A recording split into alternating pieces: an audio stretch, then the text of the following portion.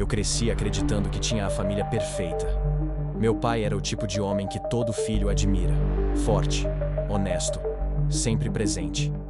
Ele fazia questão de estar em todos os momentos importantes da minha vida, desde os meus primeiros passos até os campeonatos de futebol na escola. Quando eu fazia um gol, ele era o primeiro a me erguer nos ombros, gritando meu nome para todos ouvirem.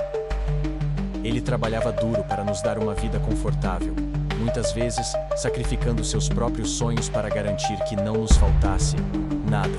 Ele era mais do que um pai, era meu herói. Minha mãe, por outro lado, sempre foi a figura silenciosa, a coluna que sustentava nosso lar. Ela era carinhosa e dedicada, mas havia algo nela que eu nunca conseguia decifrar. Ela sorria, mas seus olhos carregavam uma tristeza que eu só fui perceber muito mais tarde. Na época, eu achava que era apenas o peso das responsabilidades, o cansaço de cuidar de 2 filhos e manter a casa em ordem. Mas, olhando para trás, percebo que havia algo mais sombrio naquela expressão cansada que eu tanto ignorava. O que eu nunca poderia imaginar é que o maior inimigo do meu pai não era algum concorrente no trabalho, nem mesmo as dificuldades da vida. Era alguém que ele amava, alguém que ele confiava com sua própria vida, alguém que estava sempre ao nosso lado, rindo nas festas de família, segurando a câmera nos aniversários e sempre presente nas festas de fim de ano. Alguém que, em teoria, deveria ser um pilar de apoio, mas que na realidade era o traidor, mais próximo possível, seu próprio irmão, meu tio. Crescendo, eu sempre admirei meu tio. Ele era o típico cara divertido, que fazia todos rirem com suas piadas exageradas e histórias absurdas sobre suas aventuras de juventude. Para mim, ele era como um segundo pai, alguém que eu respeitava e admirava quase tanto quanto meu próprio pai. Ele era mais jovem, mais descontraído, com um jeito carismático que fazia todos se sentirem especiais ao seu redor. Ele tinha um talento natural para fazer as pessoas baixarem a guarda, para se tornarem vulneráveis sem perceber. Talvez tenha sido exatamente isso que acabou atraindo minha mãe. Foi por volta dos meus 17 anos que as coisas começaram a parecer estranhas. Meu tio começou a visitar nossa casa com uma frequência que eu nunca tinha notado antes. No início, não achei nada de errado. Afinal, ele era família. E era comum que viesse para os churrascos de domingo ou para ver os jogos comigo e meu pai. Mas com o tempo, as visitas se tornaram mais frequentes, quase semanais. E ele sempre parecia chegar quando meu pai estava fora, ocupado com algum projeto no trabalho. Eu me lembro de uma tarde em particular, quando voltei mais cedo da escola.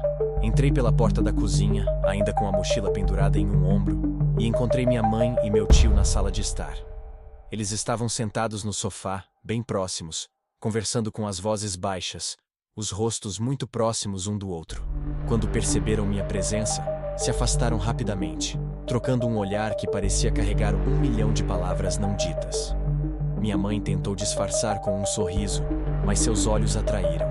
Estavam cheios de nervosismo e culpa. "Chegou cedo hoje, filho", ela disse, levantando-se de repente, como se o simples ato de ficar em pé pudesse apagar a cena que eu acabara de testemunhar. Meu tio, por outro lado, apenas deu um meio sorriso, mas evitou meu olhar. Algo não estava certo.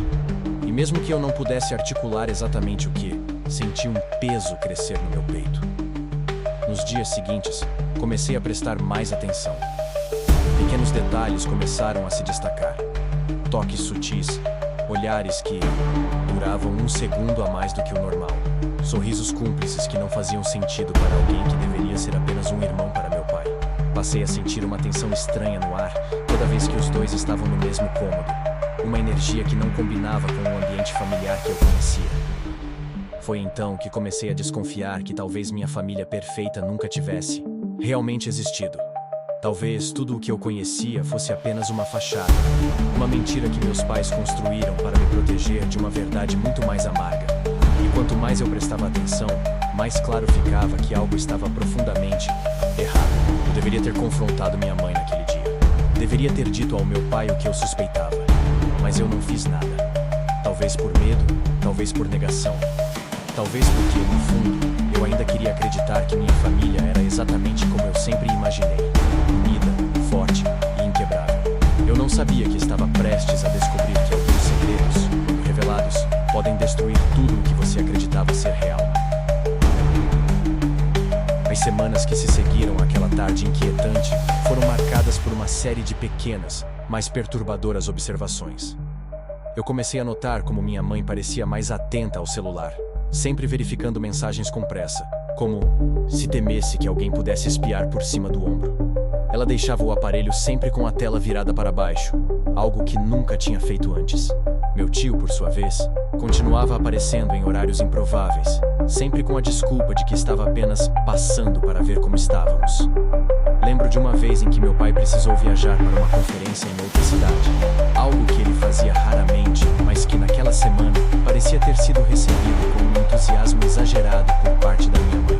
Ela o ajudou a fazer as malas, beijou-o na porta com um carinho que eu não via há meses, e assim que a porta se fechou atrás dele, sua expressão mudou completamente. O sorriso se desfez e ela soltou um suspiro que parecia carregar anos de frustração.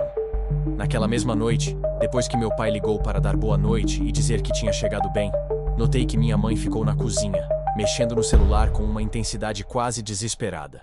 Eu estava na sala assistindo TV, mas mantinha um olho nela, disfarçadamente. Ela digitava rápido, seus dedos deslizando pela tela como se estivesse em uma corrida contra o tempo. De vez em quando, soltava um sorriso tímido, daquele tipo que você só vê quando alguém está falando com uma pessoa que realmente a faz feliz. Decidi que precisava investigar. Quando ela finalmente foi para o quarto, deixei a TV ligada para disfarçar e me aproximei da mesa da cozinha. Seu celular ainda estava ali, a tela já apagada, mas eu podia ver as marcas de seus dedos ainda frescas sobre o vidro. Hesitei por um momento, sentindo meu coração bater acelerado no peito. Eu sabia que estava prestes a cruzar uma linha que poderia mudar tudo, mas a curiosidade era mais forte que o medo. Com as mãos ligeiramente trêmulas, toquei a tela para reativá-la, e para minha surpresa, o celular não pedia senha. Ela devia ter esquecido de bloquear, algo que nunca acontecia. O aplicativo de mensagens ainda estava aberto, e a última conversa, no topo da lista, tinha um nome que me fez congelar. Marcos, o nome do meu tio. Cliquei na conversa, e o que eu encontrei ali me deixou sem ar. As mensagens eram longas, carregadas de emojis que eu nunca imaginaria minha mãe usando. Corações, beijos, sorrisos maliciosos. Eles falavam sobre encontros passados, lembravam momentos que nunca deveriam ter acontecido e faziam planos para o futuro. Meu coração apertou quando li uma mensagem que dizia: "Foi incrível te ver ontem. Mal posso esperar para a próxima vez. Quando ele vai viajar de novo?" Meu sangue gelou. Meu pai estava a centenas de quilômetros de distância, confiando cegamente na mulher que jurou amar, enquanto ela tramava pelas suas costas com seu próprio irmão. A traição era mais profunda do que eu jamais poderia imaginar, e a dor que senti ao perceber isso foi como uma faca atravessando meu peito. Mas foi uma mensagem específica que me fez sentir como se o chão tivesse desaparecido sob meus pés. Espero que você não se sinta culpado. Ele nunca vai descobrir. Nós somos cuidadosos demais para isso. Fechei o aplicativo com as mãos agora completamente trêmulas, devolvi o celular para a mesa e me afastei, sentindo o mundo girar ao meu redor. As paredes da cozinha, antes tão familiares e acolhedoras, agora pareciam me sufocar. Cada azulejo, cada móvel, cada detalhe daquela casa, agora me parecia uma mentira, uma parte de uma história que eu nunca tinha escolhido viver. Voltei para a sala, sentei no sofá e tentei focar no programa de TV que ainda passava na tela. Mas tudo parecia distante, abafado, como se eu estivesse debaixo d'água. Eu sabia que, a partir daquele momento, minha vida nunca mais seria a mesma. Eu tinha descoberto a verdade, mas não sabia o que fazer com ela. Denunciar minha mãe significaria destruir minha família. Confrontar meu tio poderia significar a perda de ambos.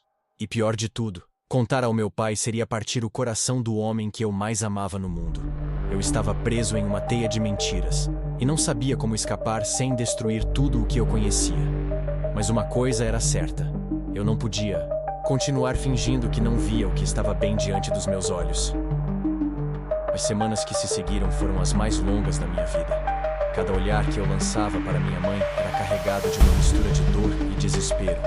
Eu sabia o que ela estava fazendo, e a cada dia que passava, meu respeito por ela diminuía mais um pouco. Eu não conseguia mais encará-la sem lembrar das mensagens, das risadas, dos planos que ela fazia nas sombras, enquanto meu pai, um homem bom e trabalhador, seguia com sua vida sem suspeitar de nada. Passei a observar cada detalhe, cada troca de olhares entre ela e meu tio, cada desculpa que ela dava para sair de casa em horários estranhos. Comecei a perceber que quando meu pai estava por perto, eles se tratavam com uma frieza calculada, como dois estranhos que mal se conheciam. Mas assim que ele virava as costas, a tensão no ar mudava. Era como se uma corrente invisível os ligasse, um fio de eletricidade que só eu parecia perceber. Eu sabia que precisava fazer algo, mas não tinha certeza de como agir. Confrontá-los diretamente poderia acabar em desastre. Decidi que a melhor forma de lidar com aquilo seria pegar os dois no ato, reunir provas, algo que fosse impossível de negar. Então, comecei a planejar. Na semana seguinte, meu pai anunciou que precisaria viajar novamente, desta vez para um congresso que duraria 3 dias. Assim que ele deu a notícia, notei o leve brilho nos olhos da minha mãe, algo que ela tentou esconder com um sorriso forçado, mas que não passou despercebido por mim. Meu tio também pareceu animado, fazendo piadas sobre como meu pai deveria aproveitar a viagem para descansar e não se preocupar com nada. Na noite em que meu pai partiu, fingi estar doente para não sair com meus amigos, alegando uma dor de cabeça repentina. Me tranquei no quarto, deixei as luzes apagadas e fiquei em silêncio, ouvindo os passos apressados da minha mãe pela casa.